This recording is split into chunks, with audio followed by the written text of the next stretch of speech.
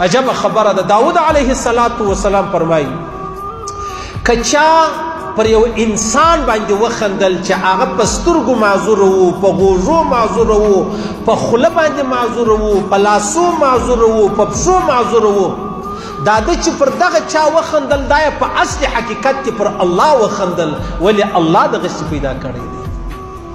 دې خبره ستاسو سر خلاصي.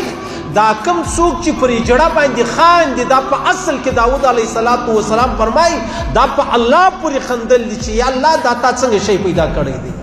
بیا روایتو کې راځي عزیزان پیغمبر علیه السلام فرمایي من اذا مسلما فقد اذاني، چا چې یو مسلمان زهیر کوي گویا زه زهیر کړم، ومن اذاني چا چې زه زهیر کم فقد اذى الله، هغه الله زهیر کوي، د الله د ناراضګۍ دعوه چې د هغه په مخه واخیستله.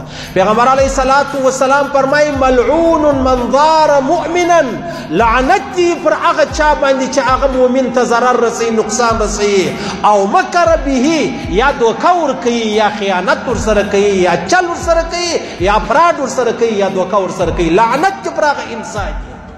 اوس دغه سړی چې کوم مطلب یې جړه دی دا اوس جهان یې ولې تنګوي؟ لکه چې یو نارینه الله پیدا کړی دی، بل یې زنانه پیدا کړې ده، بل د دوی دوه په مابینځ کې الله یو مخلوق پیدا کړی دی. په دې کې زما د نارینه توب څه کمال دی، په دې کې د ښځتوب څه کمال دی، او په دې کې د دغه جړګانو څه مطلب هغه ملامتیا ده چې دوی پیدا شوي دي. ولې خلک ظلم کوي؟ بد کار که زه وکړم هغه بد دی، بد کار کوي و زنانه وکړي هغه بد دی، بد کار کوي جړګان وکړي هغه بد دی. دا معنا نه چې هر جړه به ما او تا په کم نظر ورته ګورو، هر جړه به ما او تا په لغتو، په لاسو، خندا او مجلسونو بل ور باندې کوو.